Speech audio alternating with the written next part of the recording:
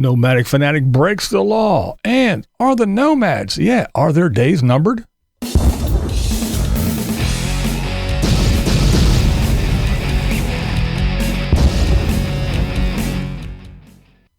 All right, let's start off with a Nomadic Fanatic. See that little check mark? Yeah, he is sick again, of course. Well, I mean, let's face it.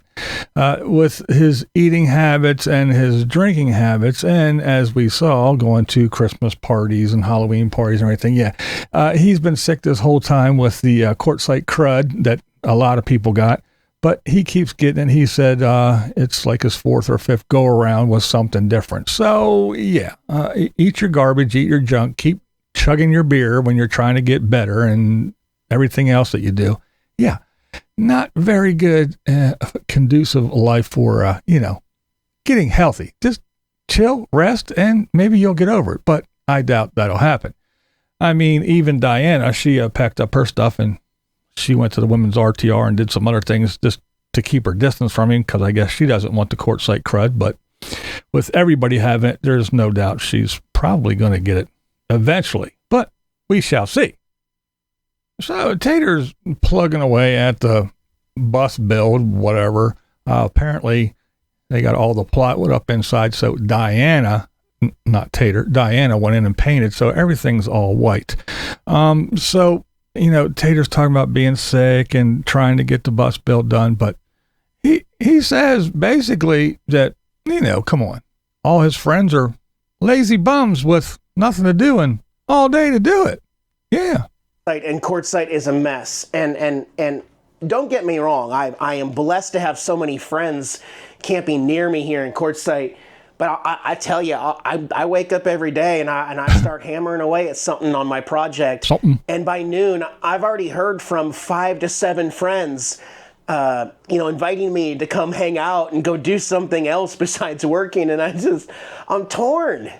You're torn because you got shitty friends, and 2, like I said, they have nothing to do and all day to do it. So all they want to do is run around and party and do whatever and sit around the campfire and do absolutely nothing, living the greatest free, cheap, and easy life ever.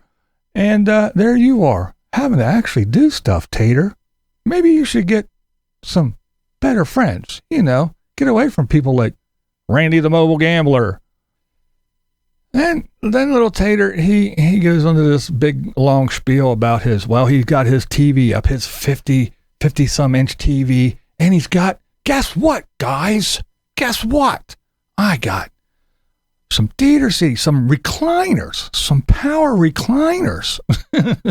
So Tater climbs up into his big boy chair, and yes, watch him climb up into this chair. That's why I call it his big boy chair, because you'll see, I'm going to show you how he climbs up into this chair, and his little feet dangle. They don't even hit the ground.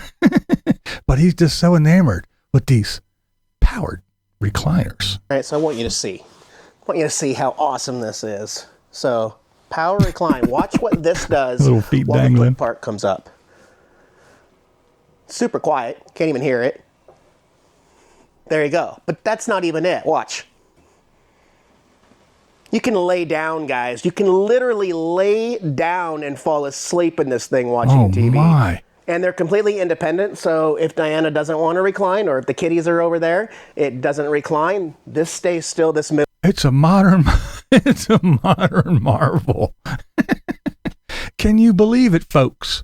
I mean, and they go independent and everything. I mean, can you look here, peep at this, folks. Let me show you something. Take a gander at this.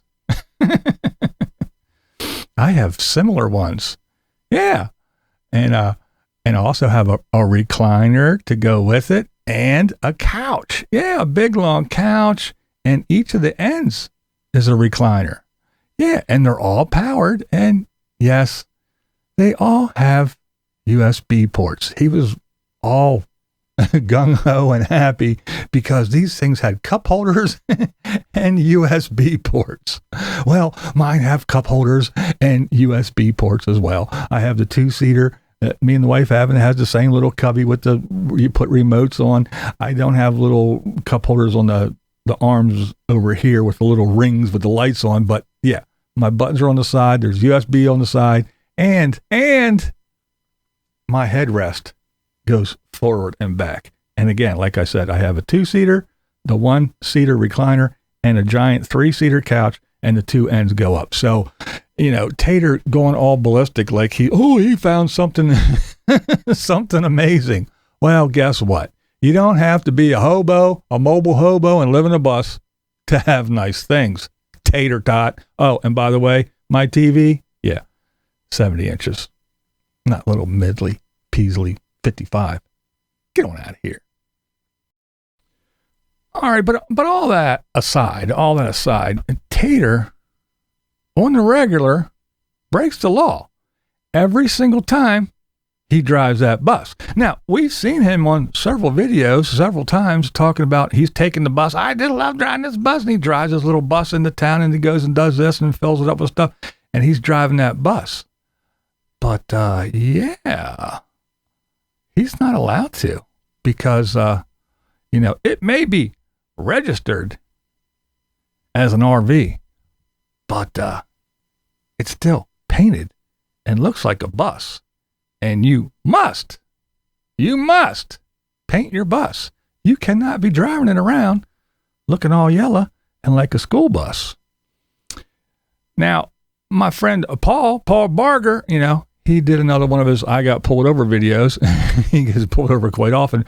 But yes, Paul, he can tell you firsthand what it's like to be driving around in a yellow school bus in Arizona. Well, better yet, let the police officer tell you exactly what's going on.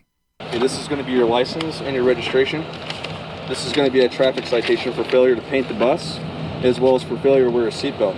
I gave you until the 8th of... Did you hear that? Failure to paint the bus. The man, the officer told Paul, he said, you have to paint that bus. You can't be driving around in a bus. And Tater didn't paint his yet. Now, he's talking about painting the naughty bus, but he didn't yet, and he still drives it around. So every time he does, yes, that is right, the infamous Nomadic Fanatic. Who the fuck is Nomadic Fanatic? He's that little dwarf that climbed up in his chair and his little feet were dangling. Yeah, he every time he drives that bus, he's breaking the law. So yeah, Paul, he did another video about getting pulled over. He got pulled over in the bus this time. That's a whole new one, but he used to be in the bread truck, but he got pulled over in the bus. And the whole thing about, in the bus, it's not like a car where, you roll down the window. He's got the window over there, the big window at his side, but the door and everything. So the cops were giving him a hard time. They wanted him to exit the bus. And he asked about that. Well, he knows about it, but he asked for comments about that in the comment section. But I'm going to go ahead and give you my little thoughts because, well, it kind of involves Pennsylvania just a little bit. First things first about this video is that I know that I'm required to leave my vehicle when an officer orders you out of the vehicle for officer safety. That's how they always roll. And with me, since I don't have like a regular roll down window, they always come to the passenger side. I only got a door over here. It requires... So he requires him to get up or get out or whatever. Yeah. So he talks about that. And what he's talking about is basically it's MIMS versus Pennsylvania. Now, what that says is that in MIMS versus Pennsylvania is that the officer's safety supersedes any of your rights, your right to refuse or your right to whatever. The officer, his safety is more important than that. That's what MIMS versus Pennsylvania says. It's a precedent, it's law, it's there, it's on the books. So, anytime, anywhere, not just in Pennsylvania, not just in Arizona, anywhere, a police officer says, please step out of the vehicle, you are required to step out of the vehicle, or they will smash your window and they will drag you out. But anyway, and now, is this something that, well, I blame, and now this is a long time ago, but right now, I blame, a certain party, because look, there's certain people that want to defund the police and praise criminals, and somebody that's 30 times arrested and set free again, they get to go roam the streets and do whatever. And an officer goes out every day and never knows what he's going to get into. So if he rolls up on somebody and they're in a car and they're fidgeting around or doing stuff, and they say, "Hey, let me see your hands," and then you're still fidgeting around. If they say, "Get out of the car," get out of the car. They don't know what you're doing. They want to go home just like you want to go home. And I always say, standing on the side of the road, arguing your case with a cop is not the place to do it.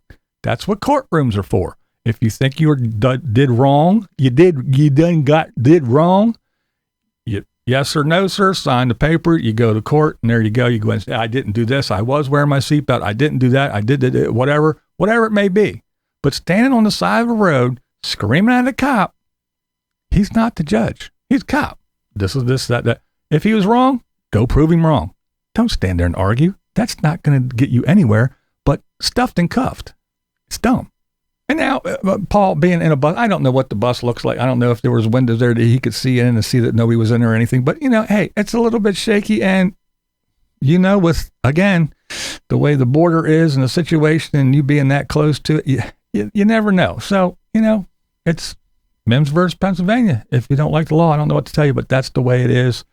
And, but yeah, I can understand, like I said, now, do cops abuse that? Well, sure they do. But then again, as we're going to talk about, you nomads, you abuse a lot of your situation as well. Which leads me to something that Paul talked about, and that is the uncertain future of the nomadic lifestyle. So let's see what Paul has to say about that. About traveling full time is that I believe it's coming to an end.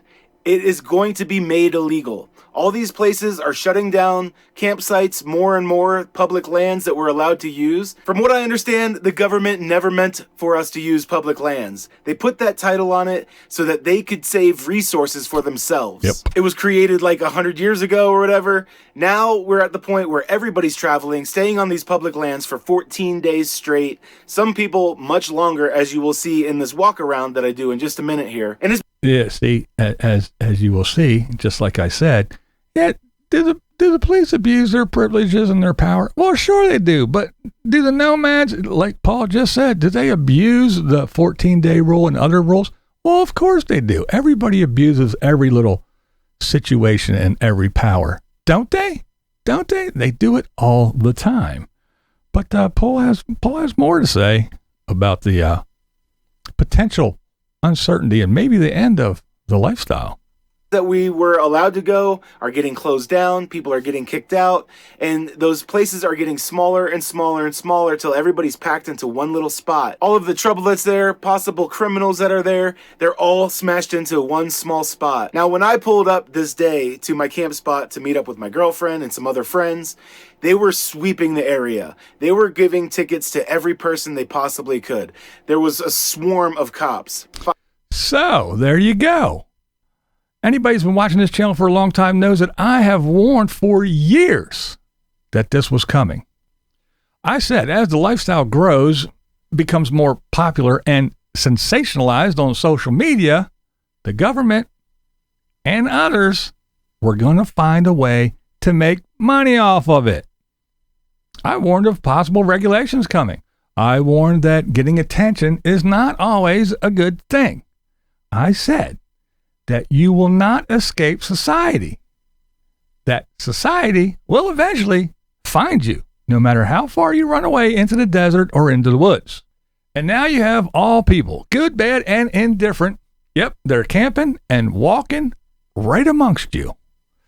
See, instead of policing your community, you barked how perfect it was. You bragged about all the endless places to free camp. You ignored everything and told us and convinced yourselves that you were better. That's right. You got rid of everything. You weren't tied to the man.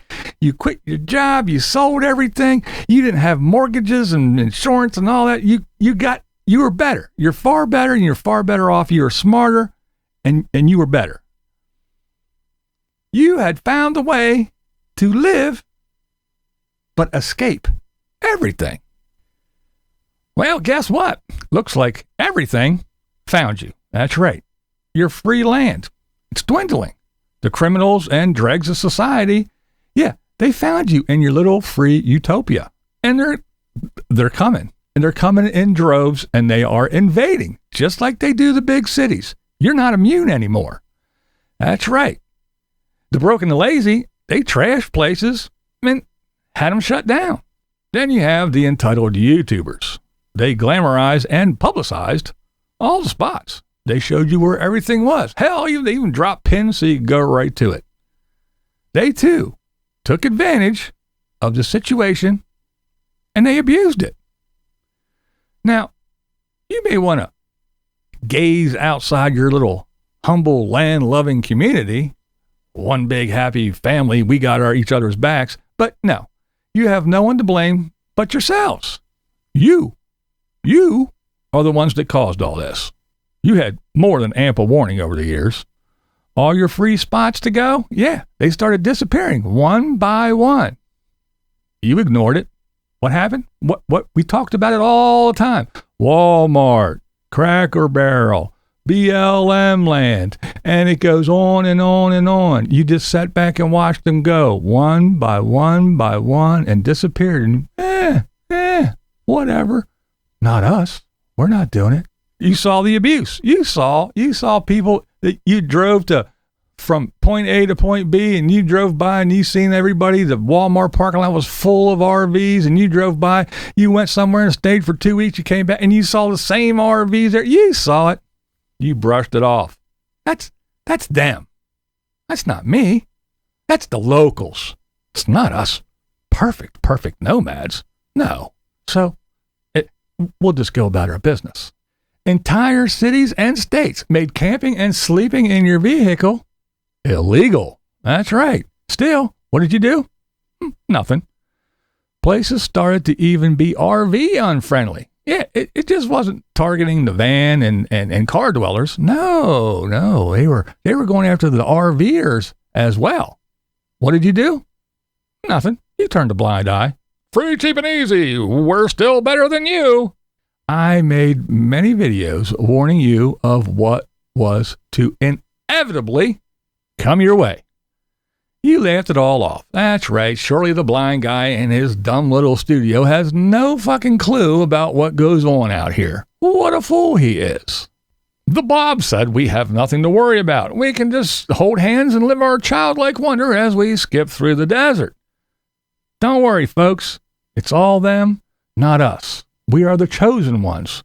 They're the stupid people living in the cities with their mortgages and their property taxes and going to jobs and working for the man. We're out here free. We don't care. We don't need anybody. Well, except all those taxpayers that are going to work to pay for all this free land we're staying on. But other than that, we don't need shit from nobody.